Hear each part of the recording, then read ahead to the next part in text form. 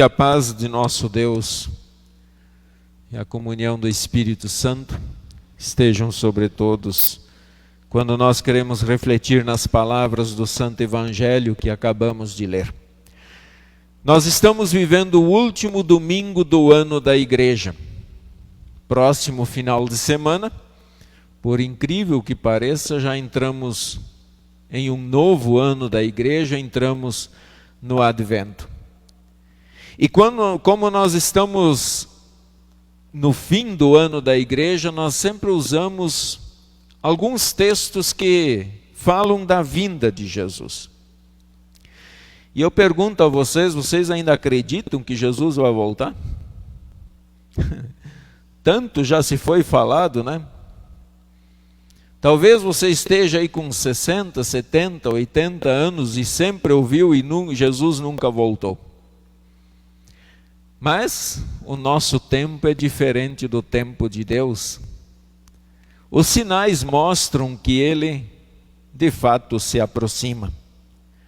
Basta nós olharmos um pouquinho à nossa volta e, quem sabe, olhar para a nossa própria vida e nós veremos que os sinais estão bem perto de nós. Jesus diz: vinde, benditos de meu Pai. Tem convites que alegram o nosso coração. E como alegram? Tem convites que mostram, na verdade, a grande importância que nós temos na vida de uma pessoa, ou na vida de uma família.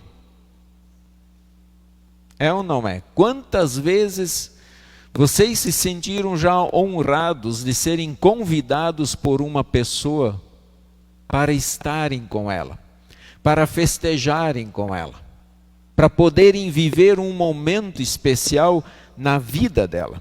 Isso mostra, é claro, a grande importância que vocês têm também na vida de cada um.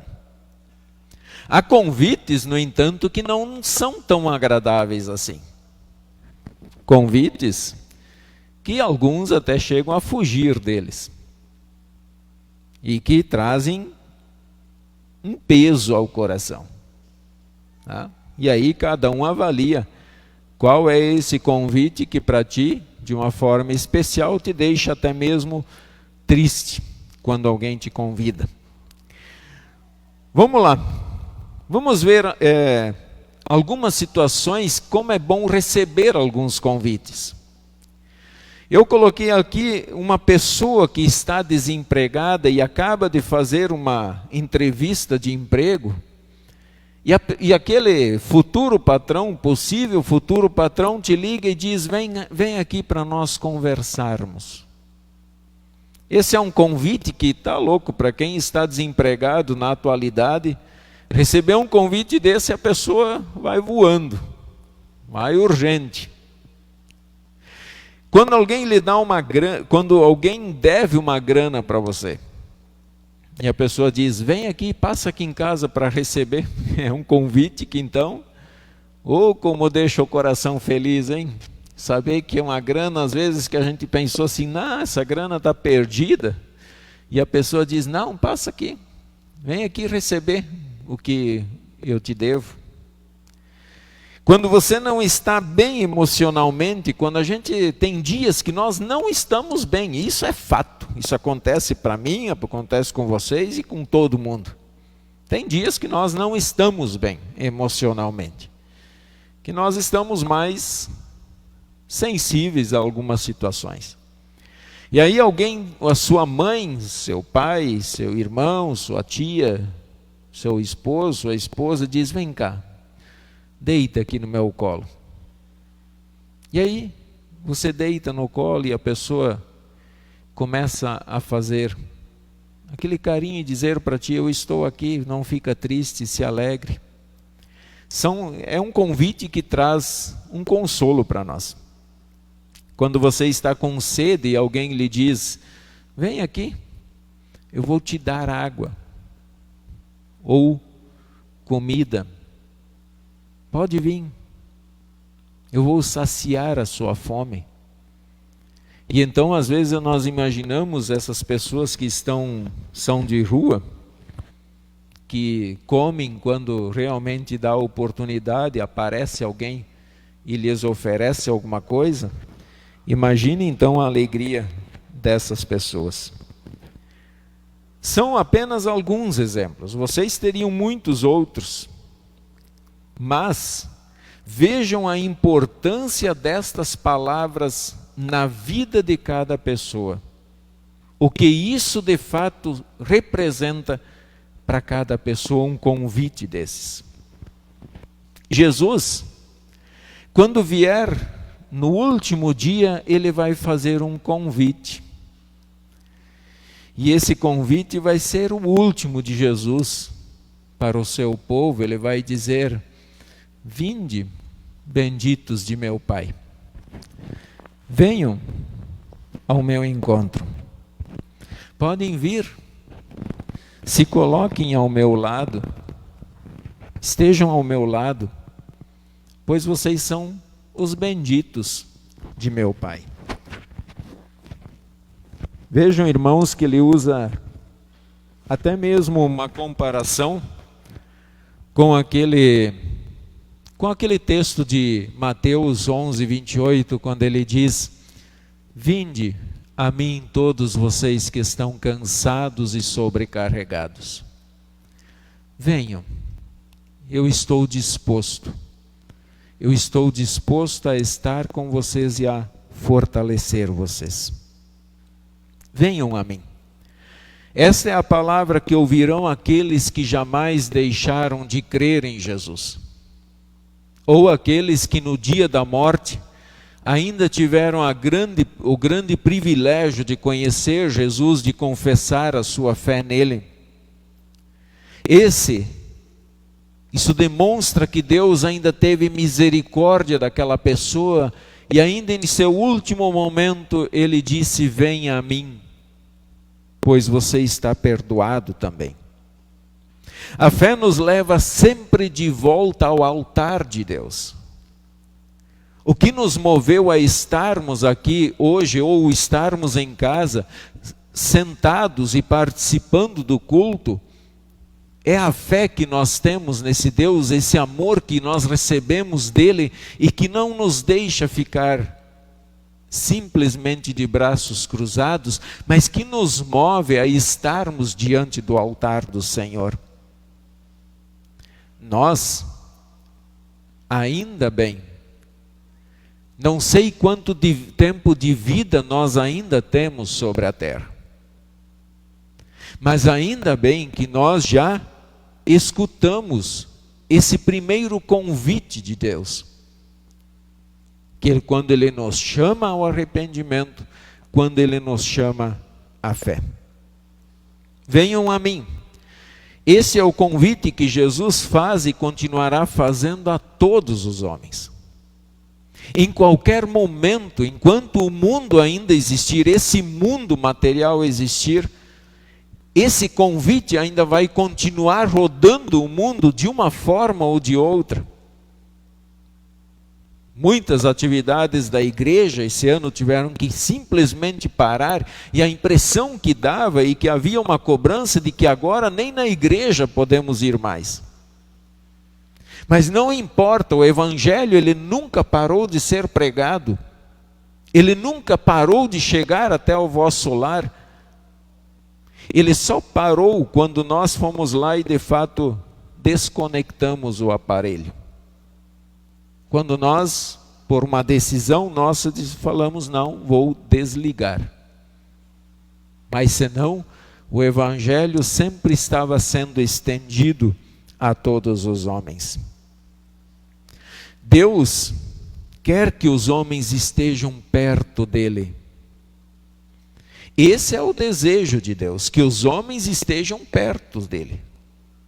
No entanto, será que é o desejo dos homens estar perto de Deus? Ou nós queremos estar perto de Deus somente quando o nosso sapato aperta, quando nós vemos que a nossa hora se aproxima, Quando a coisa ficou feia com os nossos filhos, com os nossos pais, com os nossos irmãos, nós também desejamos estar perto de Deus. No entanto, duras são as palavras que Deus dirá também para aquelas outras pessoas. Por isso podemos dizer que há dois convites nesse texto. Um, venham a mim, benditos de meu Pai. O outro convite é, apartai-vos. Só que esse outro convite não tem como a pessoa dizer, não, eu não vou aceitar o seu convite de me retirar. Porque isso é uma ordem. Ele é um convite, mas ele é de fato uma grande ordem que Jesus Cristo dará. Seja lá qual for o motivo. Quando nós recebemos, por exemplo, um convite de uma pessoa que diz, sai de perto de mim, eu não quero estar contigo, como você se sente? Eu acho que vocês já devem ter ouvido isso. Eu acho que vocês já viveram momentos em que alguém disse para vocês, fique longe de mim, eu não quero estar perto de você. E como você se sentiu? Como nós nos sentimos quando alguém faz um terrível convite desse? Aparte-se, afaste-se de mim, saia da minha frente. Duras serão as palavras de Jesus para aqueles que não creram nele. Duro, muito duro esse convite. Apartai-vos de mim, malditos, para o fogo eterno preparado para o diabo e seus anjos. Afastem-se de mim. Fiquem longe. Os ouvintes desses convites serão todos aqueles que tiveram tantas oportunidades neste mundo e, no entanto, sempre recusaram acreditar nesse Salvador. Esse convite é aquele que jamais deixou que a fé modificasse o seu coração, a sua mente, a sua alma. Esse convite é para aqueles que de fato falaram, eu não vou me ocupar, eu não vou dedicar meu tempo ou a minha vida para o trabalho que eu não tenho lucro nenhum, que financeiramente eu não tenho nada em troca. Porque para os seres humanos, bênçãos de Deus é quando a conta começa a engordar. Bênçãos de Deus é quando o filho que está doente fique bom. Fora isso, olha lá, se pensa muito bem em afirmar que é uma grande bênção de Deus. Apartai-vos de mim. Ouvirão aqueles que não quiseram permanecer perto de Deus. O profeta Jonas teve uma experiência muito forte. Uma experiência que até hoje nós contamos ela. Jonas recebeu um convite de Deus, vai à cidade de Nínive e pregue aquela cidade para que aquele povo se arrependa, para que aquele povo volte para mim. Mas ele, em vez de ir para cá, ele foi para cá, fugindo da presença de Deus. Mas não tem jeito, de Deus não há como fugir.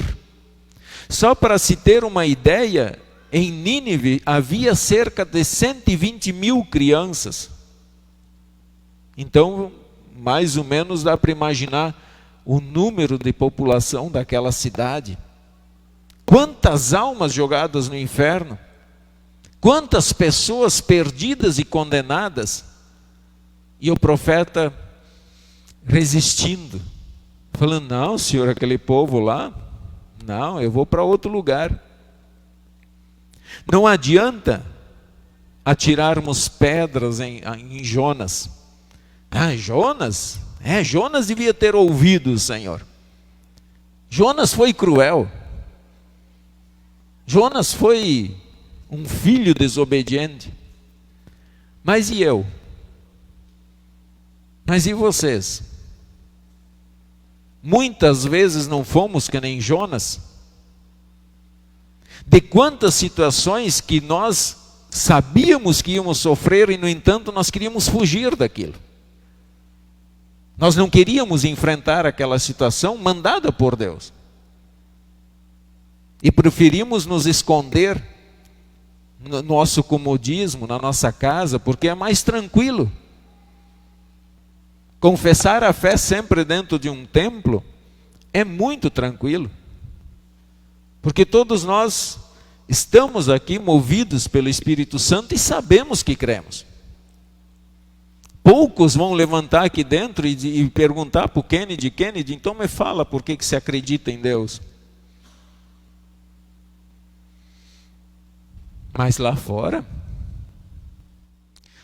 a nossa fé vai ser questionada. Lá as pessoas vão perguntar, por que você acredita nesse Deus que permite essa barbaridade que está acontecendo ali fora? O que move o teu coração a se ajoelhar? O que move o teu coração a botar a mão no bolso e ofertar ainda para que mantenha esse trabalho? É lá fora que, na verdade, nós seremos colocados na parede, assim como foi Jonas. Era lá na cidade de Nínive que ele poderia ser apedrejado por ser um profeta de Deus lá naquele momento. Mas ele quis fugir daquilo. Tenho plena convicção que Deus nos coloca em situações terríveis, até que decidimos fazer a vontade dele. E não adianta. Olha para a vida, para a nossa própria vida. Vamos olhar para nós, para os nossos irmãos. Quantas situações difíceis Deus colocou você já, até que você cumpriu e foi atrás e fez a vontade dele. Por mais que nós tentamos fugir. Então nós entendemos o que o salmista afirmou lá no Salmo 139, quando ele disse assim: para onde me ausentarei do teu espírito? Para onde fugirei da tua face? Se subo aos céus, lá estás. Se faço a minha cama no mais profundo abismo, lá estás também. Se tomo as asas da alvorada e me detenho nos confins dos mares, ainda lá me haverá de guiar a tua mão e a tua destra me susterá. Se eu digo, as trevas com efeito me encobrirão, e a luz ao redor de mim se fará noite, até as próprias trevas não te serão escuras. As trevas e a luz são a mesma coisa, pois tu me formaste o meu interior, tu me teceste no seio da minha mãe. Para onde fugir desse Deus? Como me esconder de Deus? Eu queria fugir dele, não ter que prestar conta de toda a minha vida a ele. Mas para onde eu vou? Se eu subo no céu, lá estás. Se eu desço lá no mais profundo abismo, lá estás também. Se eu tento avançar mar adentro, lá estás, o Senhor. Para onde eu irei? Pois desde o ventre materno o Senhor já me teceu, quer dizer, já me fez lá no ventre materno, lá o Senhor estava comigo. Não há para onde fugir. Venham a mim, benditos de meu Pai. Que maravilhoso convite Deus faz. Quem vai ouvir estas palavras? Todos aqueles que deram, ainda em vida, um copo de água, vestiram o nu, deram um prato de comida ao faminto, foram visitar os enfermos, os presos.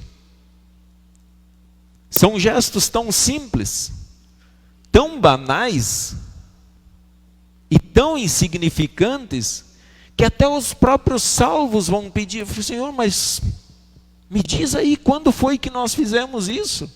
De tão simples que são, de tão fáceis de fazermos. E o Senhor então dirá: todas as vezes que vocês fizeram isso, a mim o fizestes.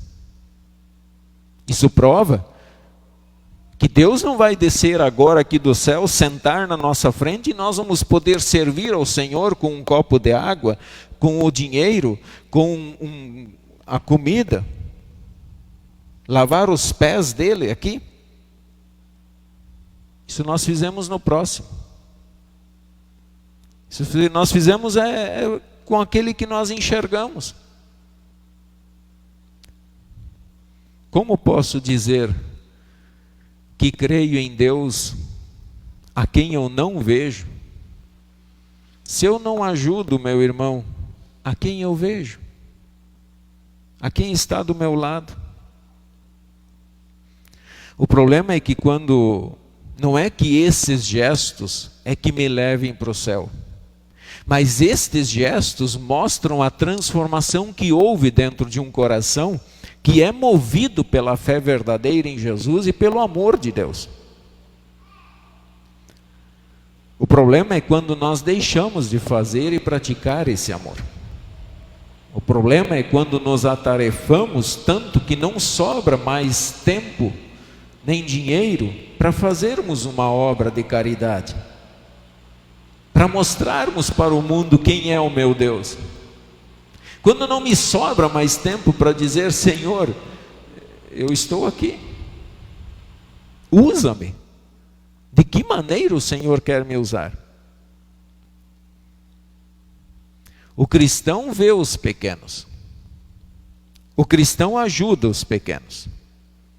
O cristão doa para os pequenos. O cristão faz alguma coisa ou faz muito pelos pequenos. Isso acontece porque alguém já fez muito por nós. Isso só é possível porque nós conseguimos ver que nós também estávamos lá mendigando. Nós também estávamos lá perdidos, vagando pelo mundo à procura de um pouquinho de misericórdia, um pouquinho de graça, um pouquinho de compaixão. E Deus não nos deu somente um pouquinho, mas Ele nos deu um prato cheio. Ele nos serviu com o melhor banquete que Ele podia oferecer, e nesse banquete estava o seu Filho Jesus Cristo. E tanto é que usufruímos até hoje disso. Até hoje. Temos o grande privilégio, a grande bênção de sermos servidos por esse banquete. Por que nós praticamos esta caridade? Nós fazemos porque Ele já nos amou primeiro. Nós fizemos porque a nossa vida já foi transformada pelo poder do Espírito Santo e nós desejamos que mais pessoas conheçam Ele. Claro que nossos gestos e atos não são perfeitos como foram perfeitos os atos de Deus. Mas eu não vou usar isso como desculpa para cruzar os meus braços e falar: não, então eu vou deixar para alguém outro fazer. Não, ninguém aqui vai fazer um ato perfeito. Se nós de fato não nos dermos as mãos e trabalharmos e fazermos as coisas, elas não vão acontecer. Com as nossas imperfeições, Deus coloca o seu poder nelas. E mesmo assim edifica o seu reino entre nós. As coisas vão acontecendo à medida que nós andamos. Elas vão modificando à medida que nós vamos trabalhando. Nós não pegamos um projeto já pronto, perfeito, e saímos trabalhando. E tudo vai sair como nós de fato colocamos no papel. Não, nós pegamos um projeto e trabalhamos nele. E vamos modificando, e vamos planejando de novo, e vamos ver o que é possível fazer nesse andar. Nós precisamos, na verdade, estar dispostos a sair da nossa situação, muitas vezes cômoda, e dizer: Senhor, eu estou aqui. Eu estou aqui. Algumas pessoas dizem: Pastor, eu tenho muita fé. E a gente, em algumas situações, vê. Tiago então diz: a fé sem obras é morta. Se você diz que tem fé, então me mostre. E não há outra forma de mostrar a não ser colocando a mão na massa. Se a gente tem muita fé, nós teríamos poucos pequenos. O Brasil é conhecido como um país cristão. E eu confesso a vocês que eu estou questionando essa classificação do Brasil. Será que, de fato, existe tantos cristãos quanto estão apontando as estatísticas? Será? Venham fazer. Venham dar oferta.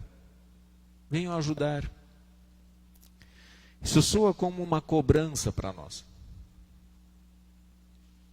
Deus, quando Ele diz venham, é porque Ele quer dar, não vender. Não negociar e não para que peguemos ou paguemos. E ainda Ele quer dar muito mais a cada um de nós. Buscai, pois, em primeiro lugar o reino de Deus e todas as outras coisas lhes serão acrescentadas. Assim também escreve o profeta: se acabarem com todo tipo de exploração, com todas as ameaças e xingamentos, se derem de comer aos famintos e socorrerem os necessitados, a luz da minha salvação brilhará e a escuridão em que vocês vivem ficará igual à luz do meio-dia. Eu, o Senhor, sempre os guiarei. Até mesmo no deserto, eu lhes darei de comer e farei com que fiquem sãos e fortes. Vocês serão como um jardim bem regado, como uma fonte de onde não para de correr água. Venham, estendam a mão aos pobres. Olhem pela causa da salvação. Qual desses convites nós vamos ouvir lá no último dia? Vinde, benditos de meu Pai, ou apartai-vos de mim, malditos, para o fogo eterno? Qual é o convite que o seu coração deseja ouvir? Qual é o convite que te traz paz e consolo? Para que ouçamos o bom convite, irmãos, não abandonem a fé. Eu sei que o mundo ali fora não está fácil, mas não está fácil para ninguém. Nem para os cristãos está fácil. Mas não abandonem a fé. Não vamos nos amoldar a esse novo mundo que se apresenta aí e que está tentando levar, se possível, os próprios eleitos de Deus. Não vamos desistir de orar e de confiar e de olhar para esse monte de onde nos vem perdão, vida e salvação. Coloquemos a nossa fé em prática cada dia, cada momento, e somente assim nós poderemos ouvir aquele doce convite de Jesus: venham, benditos de meu Pai. Amém.